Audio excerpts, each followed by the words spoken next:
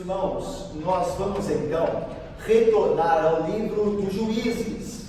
Livro dos Juízes, capítulo de número 18. Nós estamos aí praticamente chegando ao final do livro dos Juízes, esse poderosíssimo livro. Vamos então abrir nossa Bíblia no livro dos Juízes, agora no seu capítulo de número 18. No domingo passado, no domingo anterior, nós demos uma pausa nos Juízes. O nosso irmão querido Jackson nos trouxe a palavra de Deus no livro dos Salmos. Mas agora nós voltamos ao livro dos Juízes, capítulo de número 18, quando os filhos da tribo de Dan, os filhos de Israel da tribo de Dan procuram sua herança, ou uma herança maior do que a sorte que lhes caíra, ainda com Josué.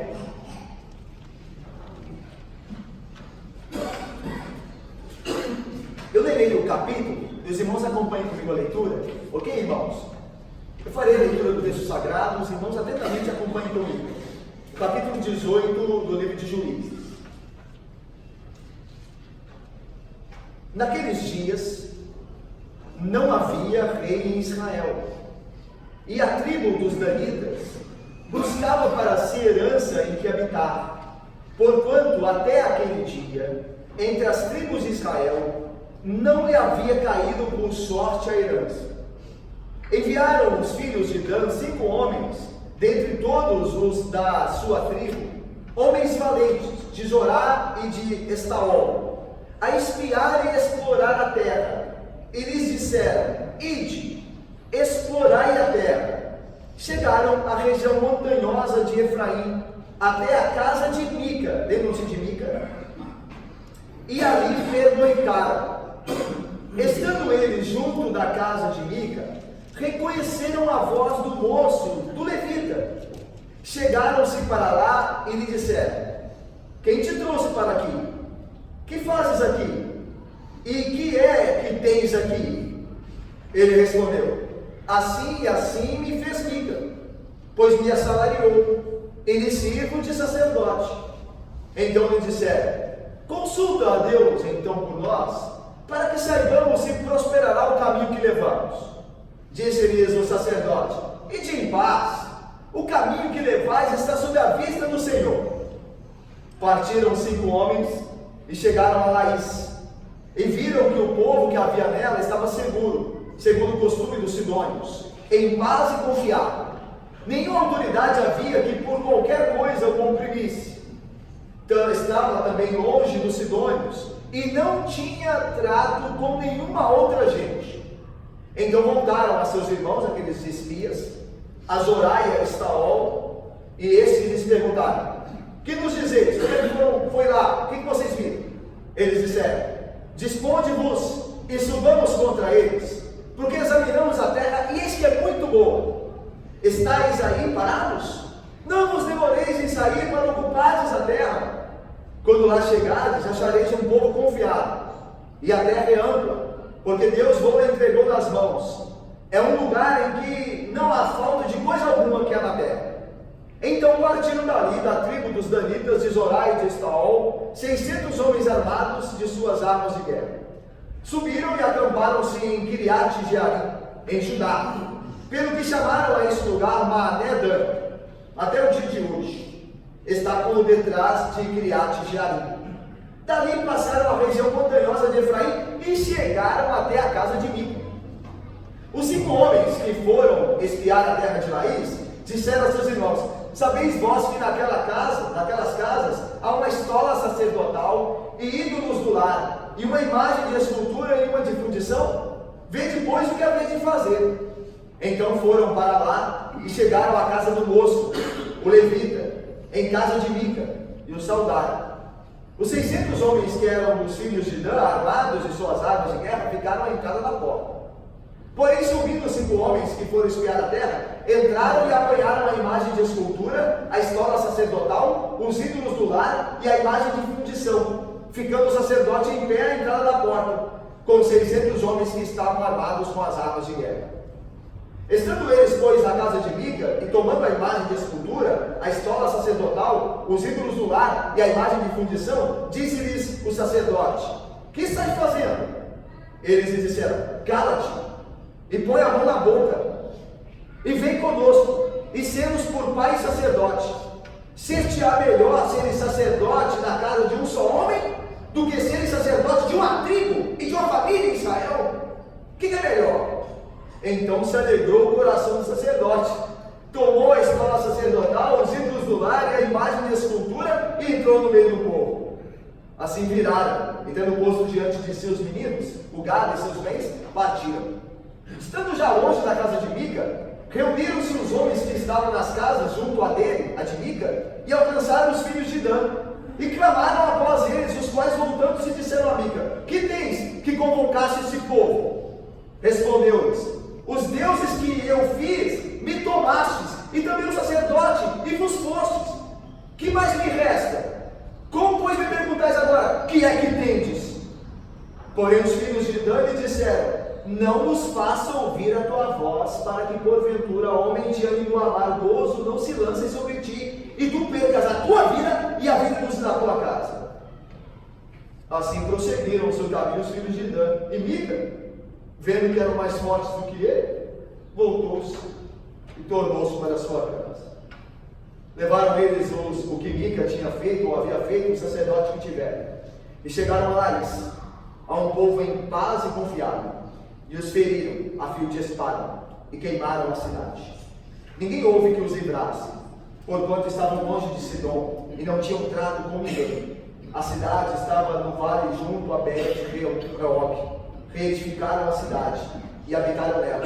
E lhe chamaram, no lugar de Laís, lhe chamaram Dan, segundo o nome de Dan, seu pai, que nascera a Israel. Porém, outrora, o nome dessa cidade era Laís. Os filhos de Dan levantaram para si aquela imagem de escultura, e Jonatas, filho de Gerson, o filho de Manassés, ele e seus filhos foram sacerdotes da tribo dos Danitas, até o dia do cativeiro do povo. Assim, pois, a imagem de escultura, feita por Mica, estabeleceram para si todos os dias que a casa de Deus esteve em Siló. Vamos orar mais uma vez? Ó Deus, tua palavra santa e bendita e poderosa palavra, que penetra, ó Deus, a ponto de dividir, Pai, o ser do homem, e a ponto de prescrutar o coração nosso. Ó Deus, fala-nos por meio da sua palavra, transforma-nos, ó Deus, por meio de sua palavra, santifica-nos por meio dela. É a nossa oração, ó Deus, confiadamente no Senhor Jesus, em quem temos esta graça, e no Espírito Santo, que nos ilumina os olhos da fé, para compreendermos, aceitarmos e obedecermos a sua palavra. Em nome de Cristo nós oramos por estas coisas e te pedimos. Amém. Meus irmãos, vocês se lembram que os últimos capítulos do livro de Juízes são apêndices à história de Juízes, ok? Do capítulo de número 17 até o último capítulo de número 21, essas histórias não nos relatam a vida de nenhum dos juízes. O último juiz que nós vimos nesse livro foi Sansão. Agora o que acontece é um acréscimo de histórias que o autor faz ao livro de Juízes para mostrar a real e danosa situação de Israel naquele tempo. Tanto que nós não devemos entender essas últimas histórias relatadas aqui no livro de Juízes como cronologicamente vindas após a história de Sansão. Nós não devemos entender assim. Elas não são necessariamente cronologicamente vindas após a história de Sansão, mas provavelmente elas são antes da história de Sansão. Essas histórias que nós estamos vendo aqui, provavelmente elas acontecem no início do livro de Juízes. Se a gente pudesse colocar, irmãos, cronologicamente essas histórias aqui, nós colocaríamos elas, esses capítulos finais, mais próximos dos primeiros capítulos de Juízes. É muito provavelmente no início da tomada de Canaã é que essas histórias estão acontecendo, ok? E não no fim do período de Juízes. Mas o autor coloca aqui essas histórias no final para nos dar uma ideia de como está na situação espiritual de Israel e como Israel precisava de um rei. Tanto que é a segunda vez que nós vemos a máxima aqui, esse princípio. Em Israel não havia rei. Ou seja, o autor está nos preparando para o livro dos reis, que virá logo em seguida. Porque em Israel cada um fazia o que bem entendia. Isso é a prova desse texto também que nós vemos. Os danitas não estão satisfeitos com o território deles. O que eles fazem? Vão consultar o rei? Não. Eles vão procurar um rei para dar um território para eles? Não, porque não tem rei. Então cada um faz segundo o que bem entende. Eu não quero morar aqui. Eu não quero essa região para mim. Eu vou procurar um lugar para morar melhor. E aí eles saem, como diz o texto aqui, na procura de uma herança. Naquele tempo não havia rei. Não havia quem decidia isso. Cada um fazia o que bem entendia. Como a gente vê também espiritualmente, aos dias de hoje, são os dias de hoje. Né? As pessoas não dão ouvido à palavra de Deus, às ordens, aos mandamentos. Cada um faz o que bem entende. Cada um acha que está seguindo a Deus de um jeito. Cada um anda como quer, infelizmente. Esse é o retrato não só de juízes, mas o nosso também. Por isso que esse livro é tão importante para a nossa vida espiritual, hoje e aqui. Mas vamos ver como é que se deu essa procura da herança dos danitas. Olha aí. Versículo de número 1. Naqueles dias, ou seja, nos dias dos juízes. Que dias são esses? Nos dias em que não havia rei em Israel. Nos dias dos juízes, ok? A tribo dos danitas buscava para si herança em que habitar, porquanto até aquele dia, entre as tribos de Israel, não lhe havia caído por sorte a herança. Veja, irmãos, não é que a tribo de Dan não possuía herança, possuía sim. Tanto que se você for no final do livro de Josué, você verá Josué distribuindo por meio de sorte a herança para cada tribo. E a tribo de Dan tinha uma herança muito boa. Constava para a tribo de Dan a região ao sudoeste de Canaã, próxima do mar Mediterrâneo, que era banhada pelo mar Mediterrâneo. Aquela região era a região que caiu por sorte à tribo de Dan. Era uma região de 18 territórios. Se nós contarmos lá em Josué, no capítulo que fala sobre as heranças distribuídas, nós veremos que Deus deu à tribo de Dan 18 territórios ao sudoeste de Canaã. Mas o texto também diz lá em Josué que os danitas acharam pouca coisa, que eles foram ingratos com o território que Deus deu a eles. Ele falou assim: esse território é muito pobre, é pouco esse território, é pequeno demais para nós. E aí juntou-se duas coisas, como fatores que levaram os danitas a peregrinarem por Canaã procurando um novo território. A primeira é a insatisfação deles com o que Deus havia dado. O texto lá de Josué diz que eles acharam que o território era pequeno para eles. A segunda coisa era as brigas, as lutas constantes com os filisteus. Lembram-se dos filisteus? Os filisteus chegam do mar Egeu, cortando o mar Egeu, passam pelo Mediterrâneo e vão se estabelecer justamente no território dos danitas. Sansão era da tribo de Dan. E com quem Sansão tem problema? Com os filisteus. Porque os filisteus estão querendo conquistar aquele território, entrando para dentro de Canaã. E o primeiro território conquistado pelos filisteus é justamente os dos danitas. Então juntou esses dois fatores: a insatisfação dos danitas, eu se lembre, e a própria batalha que eles tinham ali. Eles não tinham paz naquele território por conta dos filisteus. Então eles decidem procurar outra herança. É como o texto nosso começa aí. Eles dizem: olha, vamos procurar outro lugar. Nós queremos herança, queremos lugar para habitar. Então veja só o versículo de número 2. O que eles fazem em primeiro lugar? Eles fazem o que costumeiramente os homens faziam antes de conquistar um território. Eles enviavam espias. Lembra de Josué? Quando foi entrar em Canaã, vindo lá da Transjordânia, quando foi passar o Jordão, a primeira coisa que ele faz é enviar espias para olhar a terra. E agora não é diferente, os danitas também vão enviar espias. Olha aí o versículo de número 2. Enviaram os filhos de Dan 5 homens, dentre todos os da sua tribo, homens valentes, de Zorá e Estaol. Aí você se lembra do território de Sansão. Sansão vive entre os territórios de Zorá e Estaol. A história de Sansão se passa nesse território aqui, que era o território de Dan. E aí veja mais: a espiar e explorar a terra. E lhes disse: ide, explorai a terra. Chegaram à região montanhosa de Efraim, até a casa de Mica, e ali pernoitaram. Eles não andaram muito, nesse versículo 2. Quando eles chegarem a Laís, nós veremos, lembra que eles vão conquistar Laís? Ok? Laís é extremo norte de Canaã. Eles vão andar 160 quilômetros para chegar em Laís. Eles saem do sudoeste de Canaã para chegar ao extremo norte. E aí eles vão conquistar lá, longe de tudo. Ok? Mas nesse capítulo 2, eles andam pouquíssimo. Eles chegam à região montanhosa de Efraim, que ficava ao oeste, melhor dizendo, de Jerusalém. Jerusalém estava aqui, Efraim estava aqui. Então dava-se pouco de Jerusalém até o território de Efraim. E é lá no território de Efraim que eles chegam. E eles vão se deparar com o que lá em Efraim? Com a casa de Mica. Lembra de Mica? Do capítulo de número 17?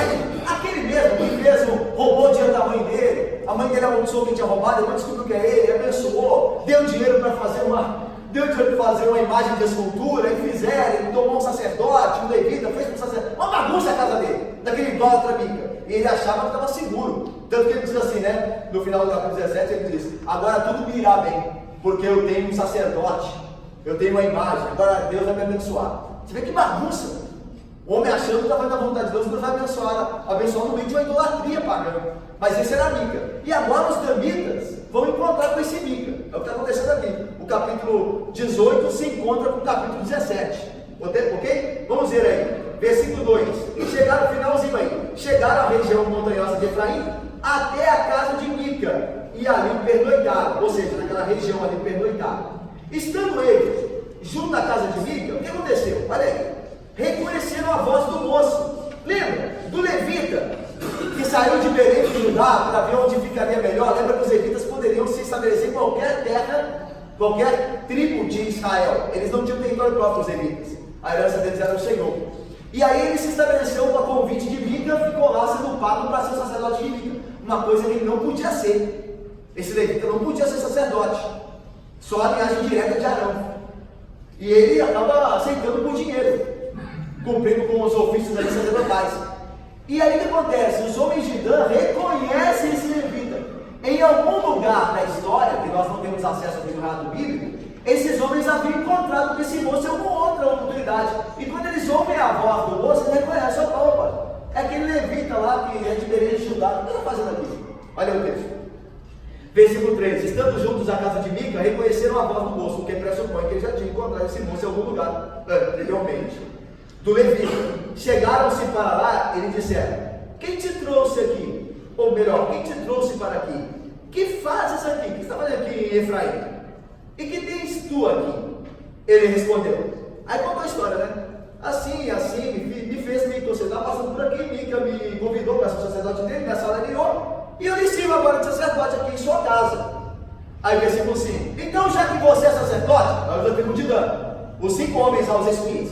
Se você é sacerdote, interessante, olha só, olha irmãos, olha o estado espiritual de Israel nesse momento.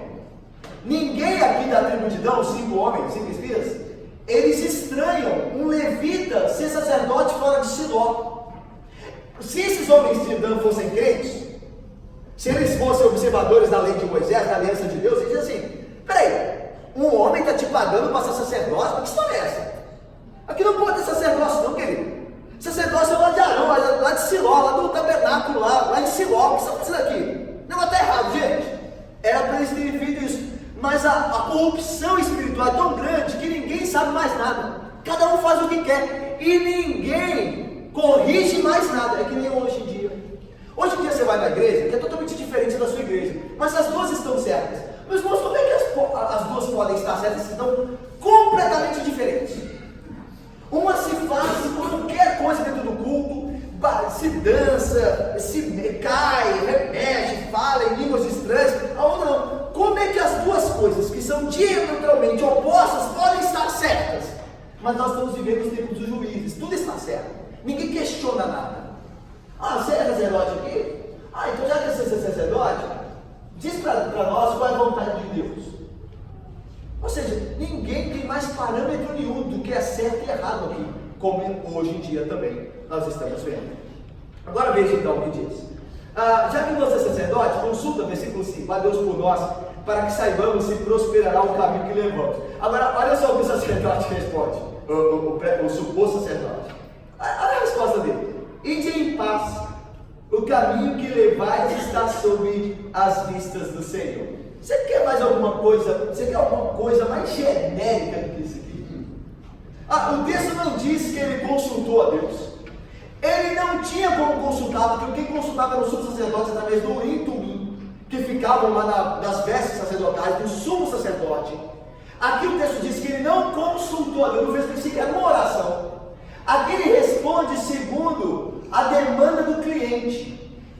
Diz aí, o que será de nós? Ide em paz. Meus irmãos, ide em paz é uma saudação frequente dos israelitas. É que nem, já viu os pastores hoje? Nós estamos vivendo uma situação tão terrível que os pastores falam as coisas mais óbvias do mundo. Parecem gurus. Você vai, o que o pastor diz na igreja é o que o guru na televisão, quando ele fala a mesma coisa. Olha, Deus quer bem todo mundo. É a mesma coisa, mesma ladainha. É a mesma coisa aqui. Ide em paz. Todo israelita falava isso, shalom. Salvação comum. Ele usa aqui de um jargão. Ide em paz. E aí vai trazer um conceito mais básico ainda, mais genérico ainda, que é o conceito da onisciência divina. Ele vai dizer: os olhos do Senhor estão sobre o caminho de vocês. É óbvio, os olhos do Senhor estão no caminho de todos os homens. O Senhor conhece o caminho de todos os homens. Todas as coisas estão diante dos olhos dele. Isso não quer dizer nada. Porque você vê a rasura da teologia daquele suposto sacerdote, e é o que nós temos visto hoje na igreja, a rasura, a superficialidade das mensagens que são trazidas hoje. Os pastores dizem que os povos querem ouvir: está em paz, ide em paz. É a demanda segundo a vontade do cliente. É o que está acontecendo aqui. Mas veja mais, versículo de número 7. Então partiram 5 homens e chegaram a Laís, lá no extremo norte de Israel, perto de Sidom, lá em cima, e viram que o povo que havia nela, na cidade, estava seguro, segundo o costume dos sidônios, em paz e confiável. Nenhuma autoridade havia que por qualquer coisa o oprimisse, aquele povo ali de Laís. Também estava longe dos sidônios, ou seja, não tinha ninguém para defender-os perto. E não tinha os de Laís trato com nenhuma outra gente. Então veja, esse povo aqui, ele está preparado para ser conquistado. Laís é uma cidade fácil de ser conquistada pelo relato que nós vimos aqui. O texto diz que era um povo que estava seguro, segundo o costume dos sidônios, em paz e confiável. A ideia de que era um povo despreparado para a guerra.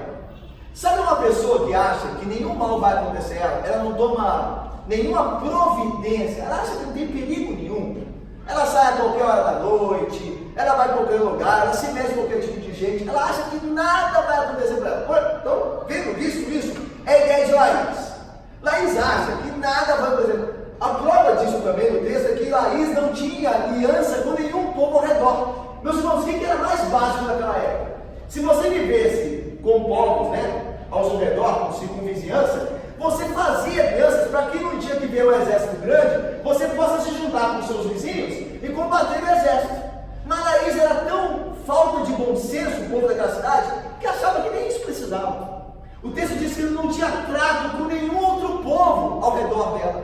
Era uma presa fácil, a ideia aqui. A ideia de quanto mais isolado o povo está, mais fácil se torna de conquistar este povo, mais fácil é de conquistar esse povo. Espiritualmente isso é verdade também. Hoje é interessante que não se percebe isso, né? Quanto mais longe alguém que se diz crente está da igreja, mais presa fácil para Satanás ela é. Quanto mais você se distancia da igreja, da comunhão dos santos, mais uma presa você se torna fácil para Satanás, porque você está longe da comunhão. Você devia estar próximo, porque o povo de Deus se edifica mutuamente. Mas hoje as pessoas estão longe, elas são como indivíduos que não querem participar, acham que podem ser crentes longe de tudo, de todos, e que nada irá mal com elas. É a ideia mais ou menos de Laís aqui, dessa cidade. Ela simboliza esse tipo de pessoa, que acha que tudo vai bem e que não precisa ter aliança com ninguém, não precisa ter comunhão com ninguém, que nada vai acontecer a ela. Ela está segura em si, e você vê que o final dela não é um final recomendado, é um final triste. Vamos ver, versículo de número 8. Então voltaram a seus irmãos, os 5 espias voltaram aos de Dan, a Zorá e Estaol, que é sudoeste de Canaã, e esses, os seus irmãos, estavam esperando lá o relatório e perguntaram a ele: então, o que vocês nos dizem? Eles disseram: olha, disponde-vos agora e subamos contra eles, porque examinamos a terra, e eis que a terra de Laís é muito boa. Até hoje essa região da Palestina próxima do Líbano, é uma região muito rica de todas as coisas. Tem um terreno muito frutífero, é uma região que não falta nada, uma região muito abastada em termos de recursos naturais. Até hoje, aquela região no extremo norte de Canaã, da Palestina, é uma região muito boa de se habitar, aqueles que trabalham com agricultura. E era também naquela época, como diz aqui o texto, olha, essa região é muito boa. Estais aí parados, irmãos? Vamos? Não vos demoreis em sair para ocupardes a terra. Quando lá chegardes, achareis um povo confiado, um povo que, olha, acha que nada vai acontecer com eles. Eles estão despreparados. Não é um povo preparado para a terra. E a terra deles é ampla. Porque Deus, segundo o sacerdote lá, vos entregou das mãos. É um lugar em que não há falta de coisa alguma que há na terra. Então lembrem que Laís estava a 160 quilômetros de Ezorá e Estaol. Então eles saem do extremo sul para o extremo norte, distantes de tudo, certo? Veja aí o versículo de número 11. Então, partiram dali, da tribo dos danitas de Zorá, 600 homens armados de suas armas de guerra. Quando a gente tem um conhecimento, procura pela graça de Deus ter um conhecimento do todo da Bíblia, a gente começa a ver algumas coisas que saltam aos nossos olhos, que são importantes para o texto. Por exemplo, se nós vamos ao livro de Números, nós vemos a contagem das tribos. O livro de Números dá-se, entre outras coisas, a contar o número de homens da guerra de cada tribo. Lá em Números, no capítulo de número 1, no versículo 38 e 39, diz que os soldados de Dan eram 62.700 homens.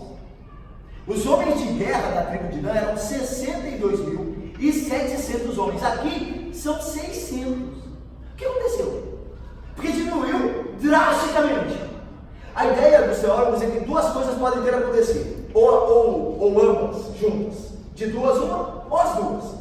Primeiro é o seguinte, é que conforme as várias guerras contra os filisteus, houveram baixas no exército dos danitas, de maneira que diminuiu os homens de guerra pelas constantes guerras contra os filisteus daquela região de Zorá e Estaol.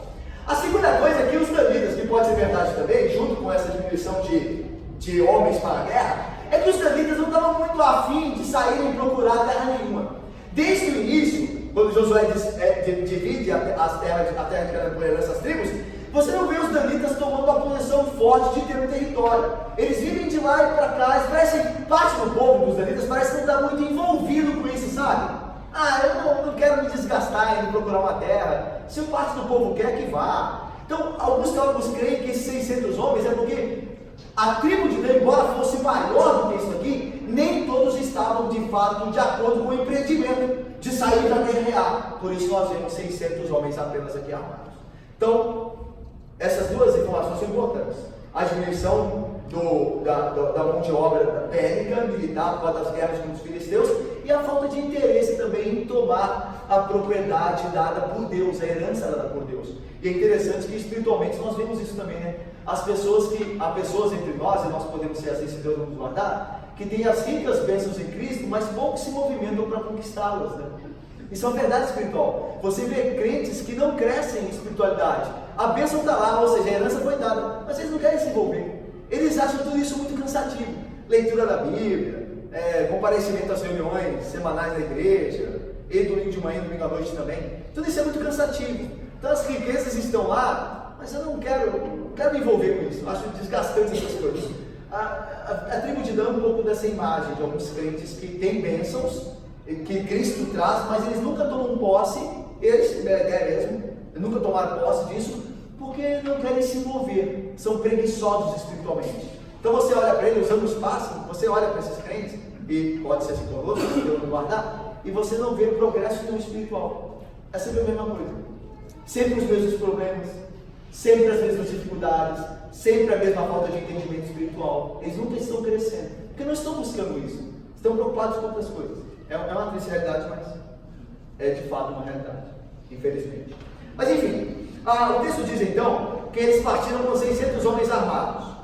Versículo 12: subiram e acamparam-se em Kiriat Jearim, em Judá, pelo que chamaram esse lugar Maané, que é acampamento em hebraico.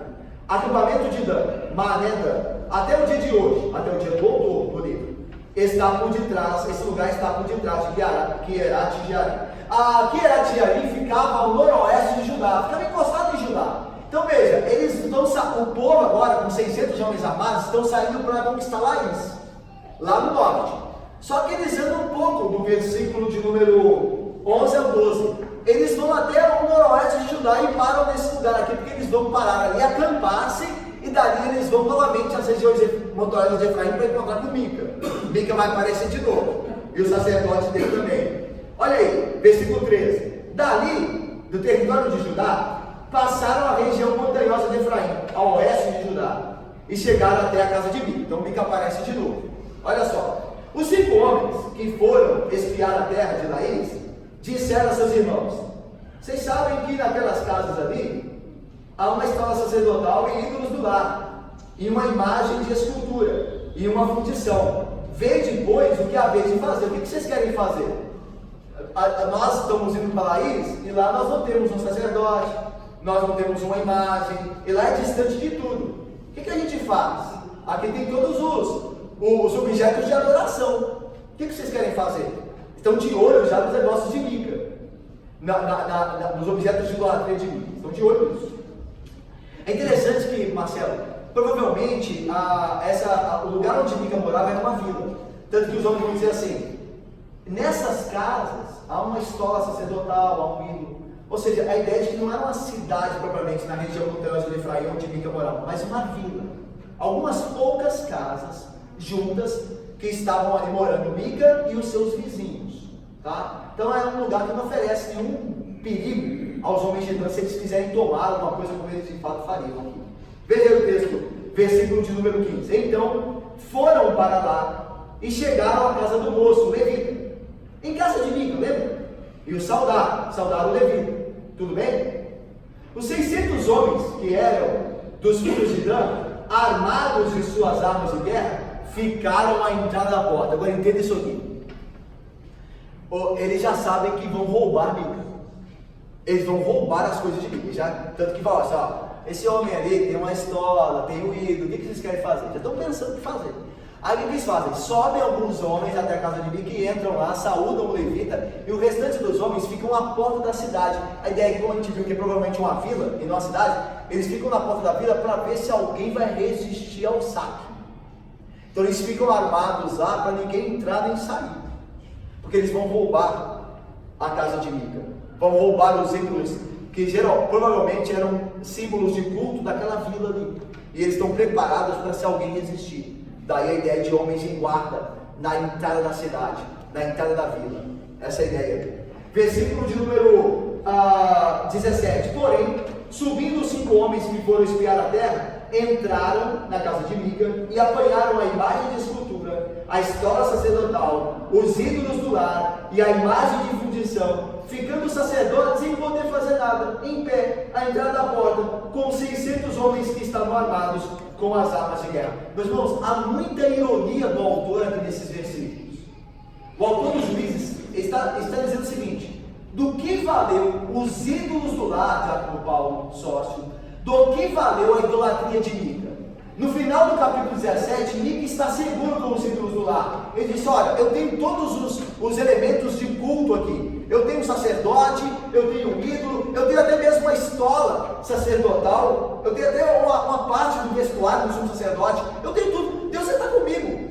É como se dizer assim: eu vou na igreja no domingo, eu dou dízimo, embora o coração está longe de Deus, mas eu cumpro com ritos religiosos. Eu vou na igreja, eu dou o dízimo, eu participo de atividades da igreja. O que pode de mal ver comigo? Embora o coração dele está longe de Deus. A gente sabe que alguém pode ser religioso sem ser de Cristo. E essa é a ideia de Mica. Ele está dizendo que está apresentando culto a Yahvé, quando o coração dele está na idolatria. E aqui a ideia de que os homens entraram lá, roubaram tudo, e a idolatria dele, o falso ídolo dele, não salvou ele, não ajudou. Então aqui é a ironia do texto. Não era para aquele ídolo proteger o lar de Mica, não era para aquele Deus falso fazer alguma coisa, mas não faz nada. Ele é roubado. E os sacerdotes também não fazem nada, porque tem homens armados ali com os quais ele não pode ir contra. A ideia então é a seguinte: é uma ironia aqui. Do que vale a idolatria? Do que vale o falso ídolo quando você mais precisa dele? Então às vezes nós voltamos nosso coração em falsos ídolos, na família, no dinheiro. Mas meus irmãos, existem certamente situações que família, dinheiro não poderão nos ajudar. Há situações, trevas, espessas que os homens passam, que essas coisas, uma vez sendo feitas nossos ídolos, não poderão nos salvar. Então a ideia aqui é da loucura da idolatria. Você acha que a idolatria vai te dar segurança? E ela não pode nada contra os momentos terríveis da vida. Então esse é um exemplo aqui, o autor está sendo irônico aqui. Versículo de número 18. Entrando eles depois na casa de Mica, e tomando a imagem de escultura, a escola sacerdotal e os ídolos do lar, e a imagem de fundação, disse-lhes o sacerdote: que estáis fazendo? É interessante que os gidães estão roubando uma casa. Olha só a contradição. Eles querem pegar esses objetos para cultuar lá em Laís, estabelecer um culto lá, só que eles estão roubando. Eles querem adorar a Deus e estão fazendo o quê? Estão praticando roubo. Veja a bagunça moral aqui. É que nem na igreja hoje, você vê um monte de gente na igreja hoje que vive durante a semana de maneira pagã, que vive se metendo em mentiras, adultérios, cobiças, roubo, inveja, prostituição, desejo pecaminoso, e ao mesmo tempo no domingo aparece na igreja para adorar. É o que você está vendo aqui. Esses homens querem adorar, mas eles vão fazer isso, estão roubando, estão roubando algo que não é deles. E a pretensão deles é adorar a Deus com isso, adorar a divindade. Então veja a bagunça moral e espiritual que é Israel, como é nos nossos dias também. Você vê cada pessoa, meus irmãos, se diz crente, e às vezes nós também podemos ser assim. Vocês olham para a gente e falam: você é da igreja? Você frequenta a igreja? Olha, não parece. A última coisa que eu poderia pensar de você é que você é um crente, alguém, um membro da igreja, porque não parece, não tem o tipo de vida que você vive, as coisas que você fala, como você age, é totalmente oposto ao tipo de coisa que você diz se dedicar. É o que está acontecendo aqui. A moralidade bagunçada, a religião corrompida. Você vê adoração junto com roubo, idolatria junto com o nome de Yahvé, idolatria junto com o sacerdote. É uma bagunça, como está hoje. Veja só o versículo de número 18. O sacerdote pergunta no final: o que vocês estão fazendo? Estão roubando o homem? Aí veja o que o Gidão responde: cala-te, fica quieto, e põe a mão na boca, e vem conosco, sermos por pai, por líder e sacerdote. Pense só, é melhor do que para você ser sacerdote da casa de um homem só, ou ser sacerdote de uma tribo e de uma família de Israel, mexendo com o orgulho daquele levita. O que é melhor, ser um pastor de uma igreja pequena ou de uma grande igreja? De um mega templo, independente do culto que se faz lá. O culto que faz lá é o culto errado, é o culto idólatra, mas é um culto que vai muita gente. O que é melhor? Ter uma igreja pequena e fiel ou uma igreja grande, famosa, o seu nome aparece na televisão? O que é melhor? O sacerdote aqui pensou: é muito melhor a igreja grande, mesmo que seja uma igreja que pratique errado. Veja, irmãos, não quer dizer, aqui vale uma ressalva óbvia, não quer dizer que toda igreja que seja grande seja uma igreja errada, por favor. Existem muitas igrejas grandes e fiéis.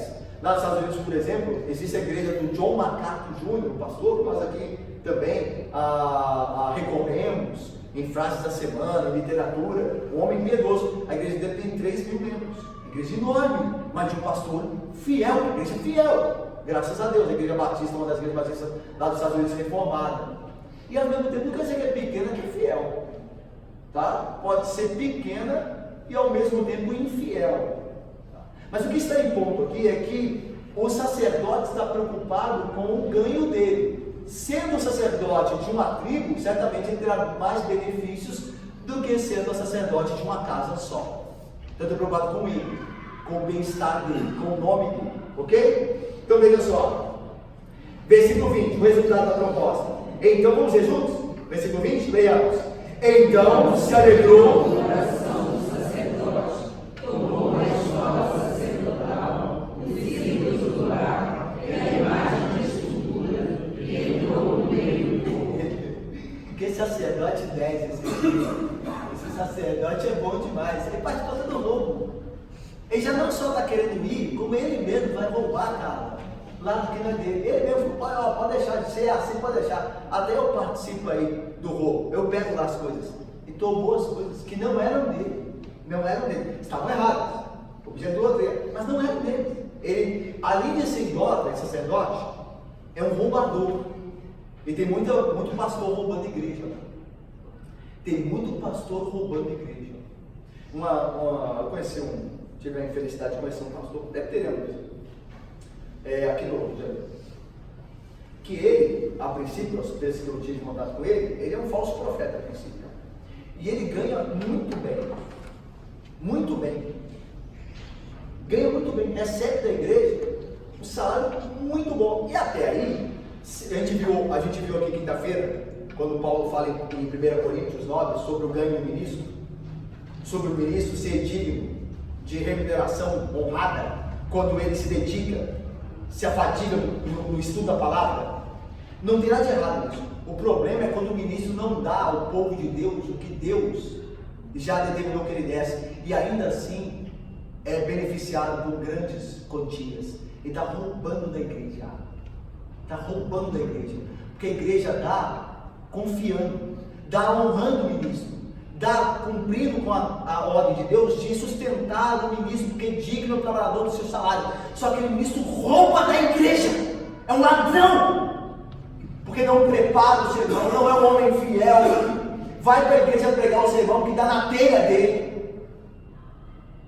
É um ladrão, um roubador, um aproveitador, como este aqui, um aproveitador. Nós não estamos tão longe desse tipo de sacerdote que nós vemos em Juízes aqui. Eles são mais comuns do que nós pensamos.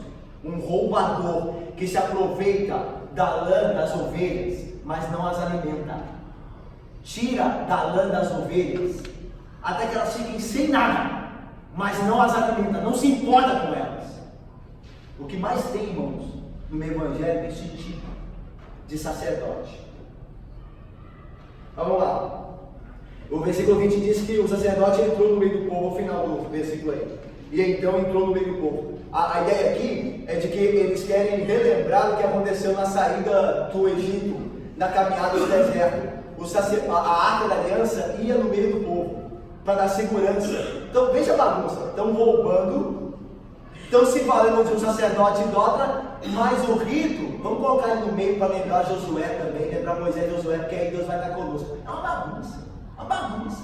Eles estão preocupados mais com a aparência, com o rito, do que com sinceridade, com fidelidade de coração. Vamos fazer o culto aqui, como direitinho o rito aqui, mas meu coração está longe de Deus. Vamos fazer aqui, porque isso garante a bênção de Deus. Se eu cultuar direitinho, Deus está comigo.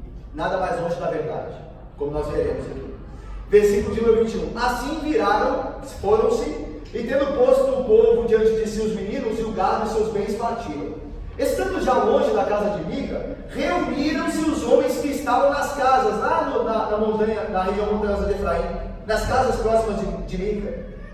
Se juntaram junto de Mica e alcançaram os filhos de Dan. Foram atrás dos filhos de Dan. Mostra que a idolatria para eles era algo sério. Eles amavam aqueles ídolos. Eles foram lá buscar, sabendo que eram 600 homens armados. Eles imediatamente juntaram os vizinhos lá com Mica e vão lá buscar essas coisas. E foram atrás, certo? Se dispuseram para poder recuperar os ídolos. Veja o versículo de número 23. Vamos ler juntos? Leiamos o 23 e 24. Leiamos juntos aí, irmão, bem forte. Me ajudem. Leiamos? E clamaram após eles.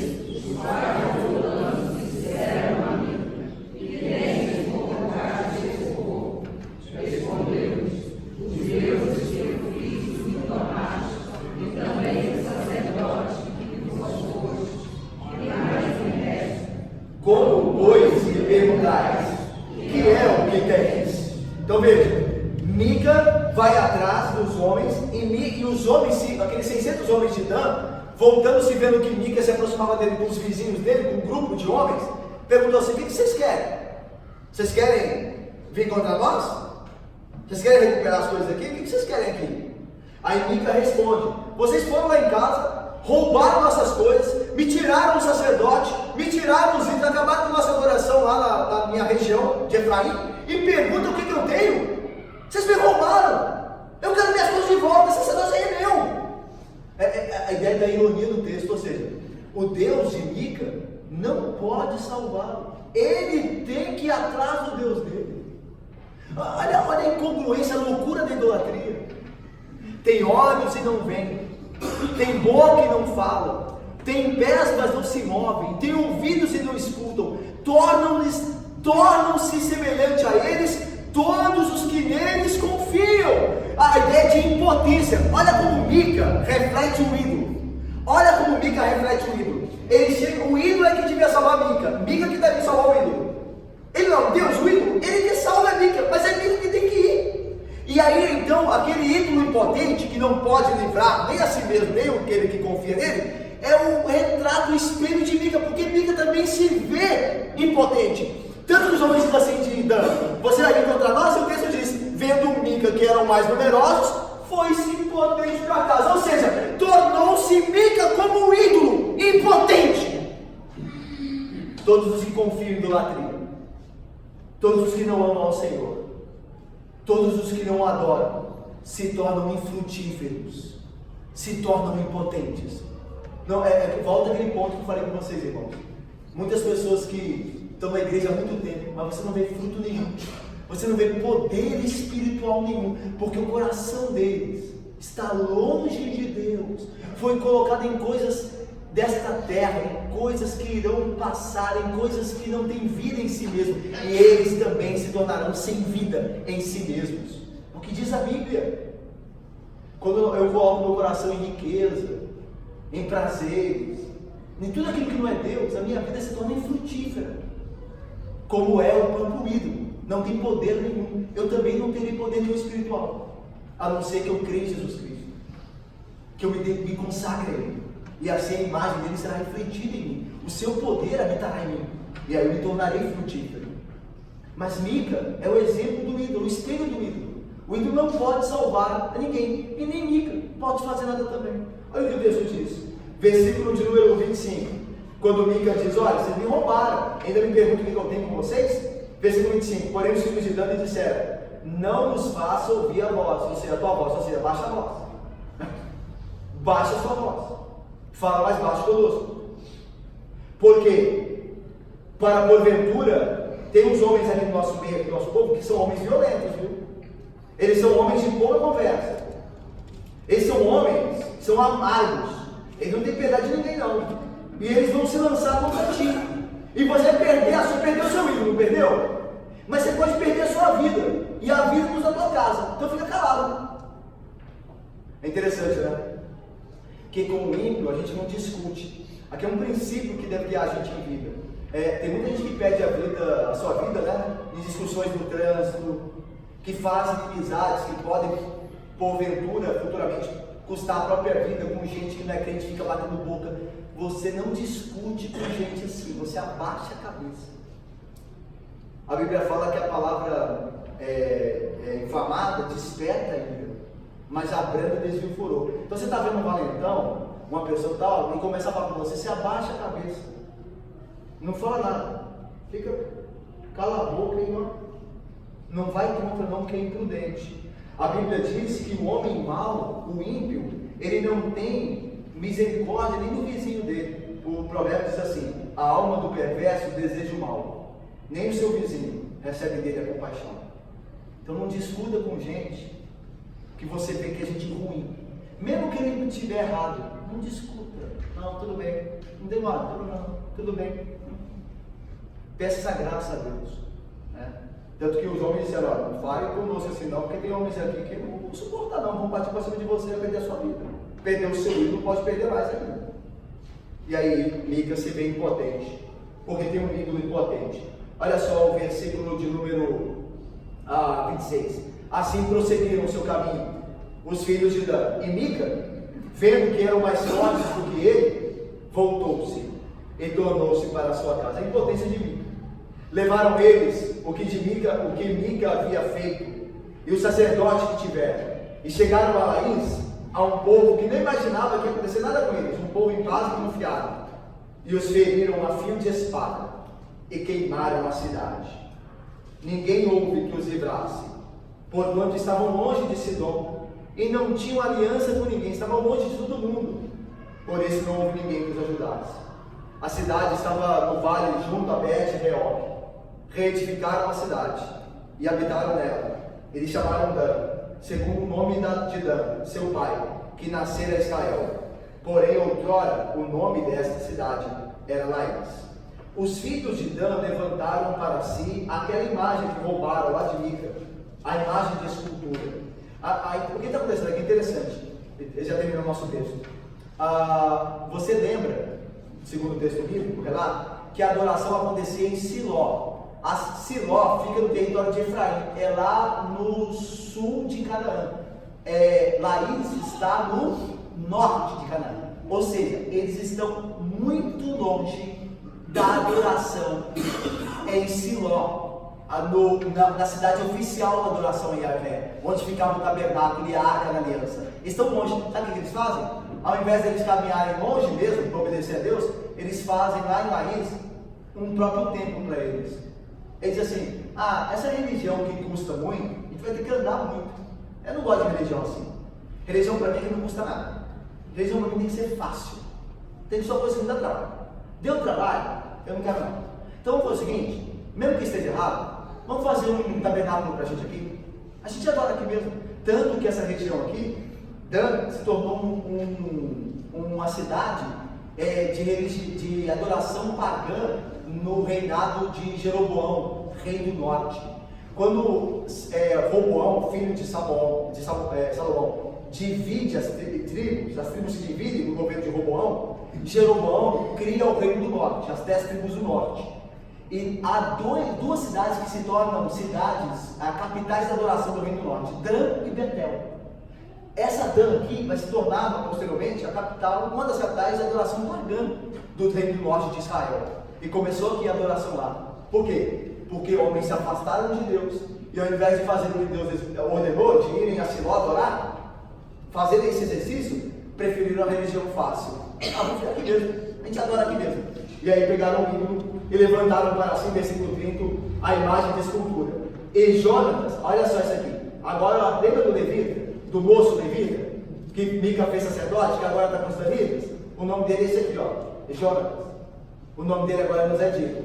E Jonatas, filho de Gerson, filho de Manassés, ele e os seus filhos foram sacerdotes da tribo dos danitas, até o dia do cativeiro do povo.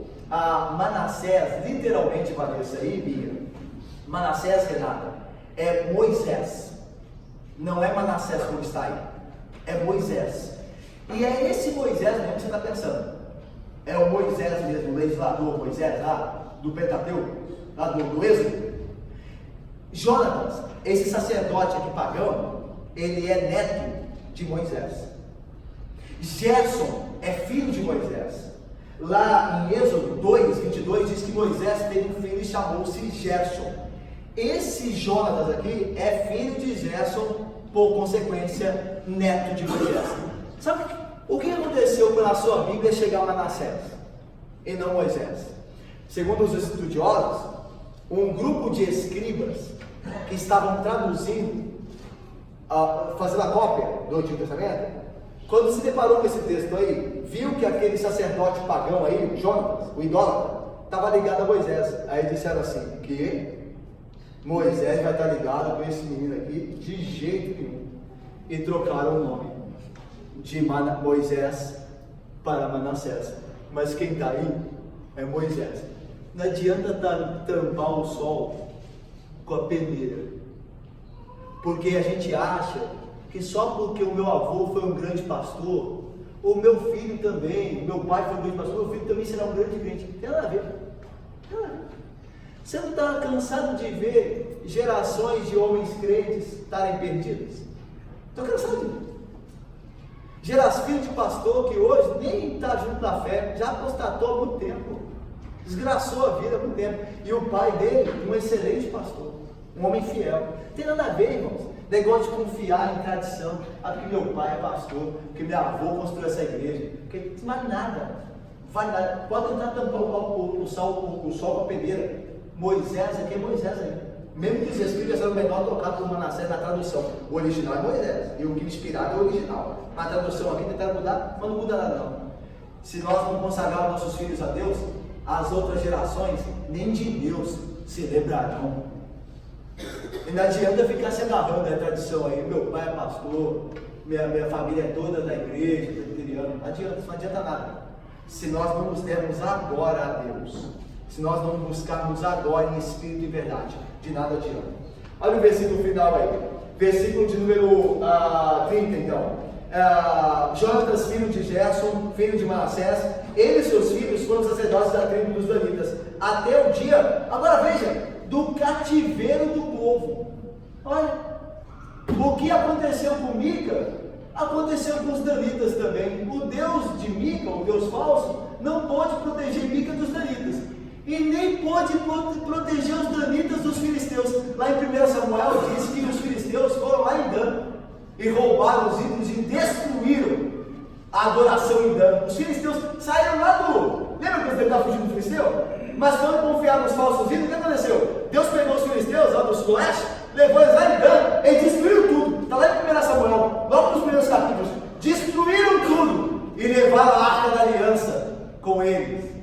Ou seja, depois de terem passado por Siló, destruíram Siló e destruíram Dan, que era também um centro de adoração, mesmo que pagão em Israel. A ideia de que o ídolo não salvou nem Mica, nem salvaria futuramente os danitas. Todos eles seriam destruídos. Tanto Mica ficou impotente, quanto os danitas, no dia do cativeiro, também tiveram a sua cidade totalmente destruída pelos filisteus. A ideia de que o ídolo não salva ninguém. Versículo de número 31. Assim, pois, a imagem de escultura feita por Mica, estabeleceram para si todos os dias que a casa de Deus esteve em Siló. Está vendo? Havia a casa de Deus no meio deles. Estava lá em Siló. Eles deveriam ir lá adorar a Deus. Sabe o que eles fizeram? Eles fizeram para si mesmos uma adoração que lhes de fato agradava. Hoje não está assim? Eu vou terminar aqui. Hoje não é assim?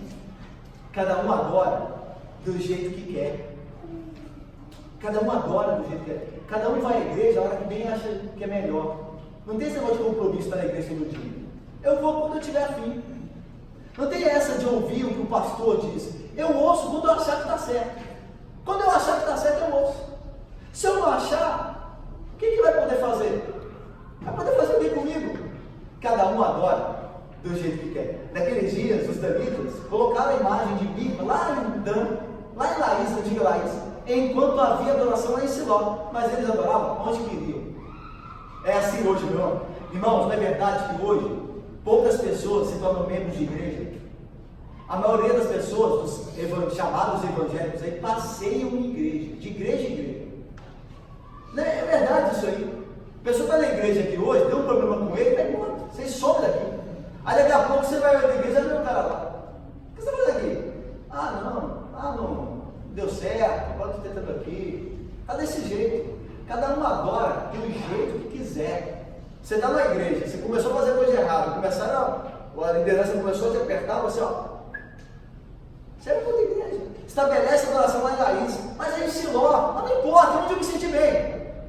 Onde eu não me der trabalho, é onde eu vou adorar. Mas daqui a pouco não acabou. Até o dia que a ira de Deus chegou. Até o dia do cativeiro. Porque Deus não vai permitir que uma coisa tão errada permaneça sem a paga que lhe é devida. Eu tenho duas aplicações aqui para nós, duas lições. A primeira é a seguinte: nós vivemos um tempo que nós temos que orar muito a Deus. Pelo quê? Para que Deus levante a sua igreja, ministros comprometidos com o Evangelho e não falsos pastores. Meus irmãos, o que há nas igrejas de falsos ministros, de homens totalmente despreparados, não são pastores. Meus irmãos, antigamente a gente tinha uma crítica que se a pessoa não desse certo na vida, ela virava pastor. Se ela não conseguisse fazer nada na vida, ela ia para o seminário. Eu não consegui ser nada, eu vou ser pastor. Aí sabe por quê? Porque na igreja é assim, não devia ser assim não, mas é assim na igreja, e no presbitério. Olha, ele é cheio de problemas, mas olha, vamos levar ele para o seminário, vai dar jeito, Deus vai ter graça dele, está cheio de problema, é uma pessoa toda problemática, mas no final a graça de Deus, não. A graça de Deus, ela se estabelece também dentro da igreja, critério e meios para avaliar se uma pessoa é um bom candidato ao ministério ou não. É por isso que existe presbitério, para o candidato ao ministério passar e ser examinado, para ver se vai ser bom ou não para a igreja. Mas hoje em dia, meus irmãos, qualquer um, o cara não deu certo na vida, vai ser pastor. Nós temos que orar a Deus para que levante homens, primeiro, fiéis a Ele, homens piedosos, crentes, pastores crentes. Está faltando pastor crente, viu, irmão? Eu vi estava no módulo lá em São Paulo, no módulo de aconselhamento, o pastor contou uma história que o pastor não gostava um pastor que ele conheceu, não gostava de atender ninguém. Que um membro vinha levar problema para ele, ele fugia que nem um diabo foge da cruz. De nenhum que ia trazer problema para ele. Ele não queria ter problema de ninguém. Olha que pastor é esse? Que pastor é esse? Que não quer suportar as ovelhas, que não quer ajudar as ovelhas. Não vinha com problema de... Aí contou essa história lá desse pastor, que um dia uma senhora foi procurá-lo, e era uma senhora que estava constantemente em problemas, foi procurá-lo e ele se escondeu. Ele estava no gabinete dele, lá da janela, ele viu a senhora chegando com o carro, ele foi para trás da porta. E ficou, aí a senhora abriu a porta, pastor, abriu a porta e ele ficou atrás da porta lá, quietinho lá, pastor, aí foi sair da porta, foi sair do gabinete, quando ela foi sair, não tem a fresta da porta?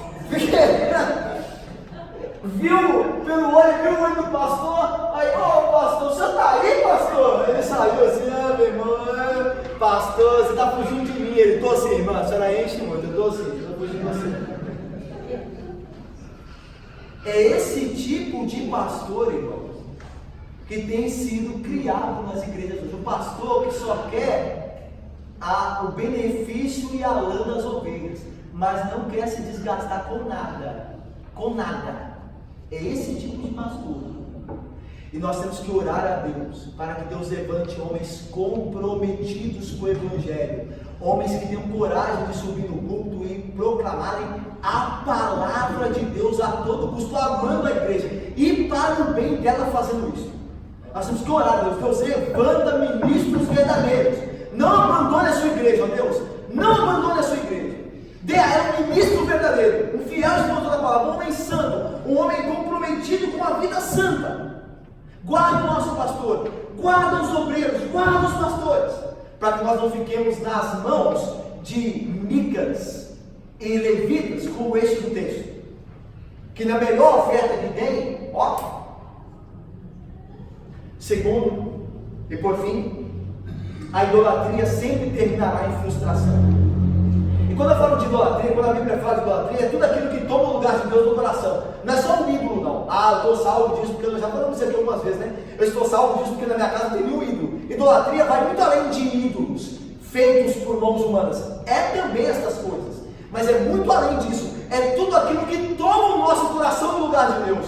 Quando eu vivo, por exemplo, só para o dinheiro, só no trabalho, aquilo se torna um ídolo do coração. Eu só penso nisso, eu vivo para isso, aquilo me consome. Quando eu vivo para minha família apenas, a minha família é tudo para mim, aquilo se torna um ídolo do lar, aquilo se torna algo que controla o meu coração. Quando eu vivo apenas para os prazeres deste mundo, tudo que eu quero é prazer, tudo que eu quero é diversão, é curtir, isso se torna um ídolo para mim. É tudo que toma o meu coração, é tudo aquilo que está em primeiro lugar na minha vida. Isso é um ídolo, e o ídolo, irmãos, sempre terminará em frustração. Toda vez que nós colocarmos nosso coração em algo que não seja Deus, nós vamos terminar tristes, nós seremos pessoas frustradas, porque nada pode tomar o lugar de Deus, nada tem poder para nos satisfazer como Deus de fato tem. E eu termino com a citação do livro do profeta Jeremias. Portanto, atenção, irmãos, portanto, diz Deus, ainda pleitearei convosco, diz o Senhor, e até com os filhos dos vossos filhos pleitearei. Passai as terras ao mar de Chipre e vede. Mandai mensageiros a Quedar, os povos pagãos, ide lá, vede, atentai bem, e vede se jamais sucedeu coisa semelhante. Houve entre eles alguma nação que trocasse os seus deuses, posto que não eram deuses? Não, essas nações pagãs são fiéis a seus deuses. Os homens do mundo, os ímpios, são fiéis futebol, no domingo eles estão lá. Se eles têm que trabalhar para ganhar dinheiro, eles não vão um dia do trabalho. Eles são fiéis a seus deuses, mesmo que eles não sejam deuses. Todavia, diz o Senhor, o meu povo trocou a sua glória por aquilo que é de nenhum proveito.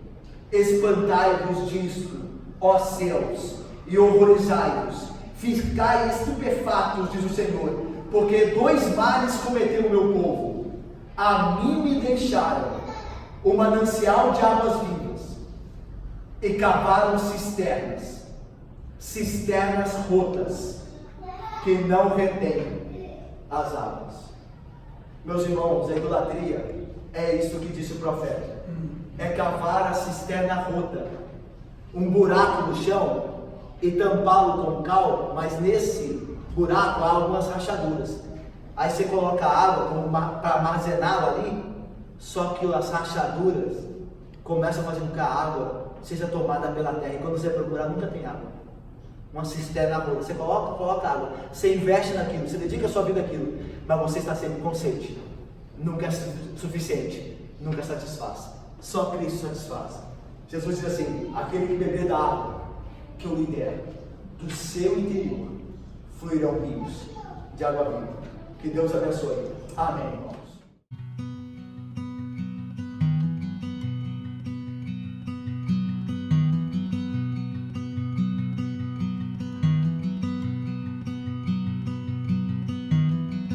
A mighty fortress is our God.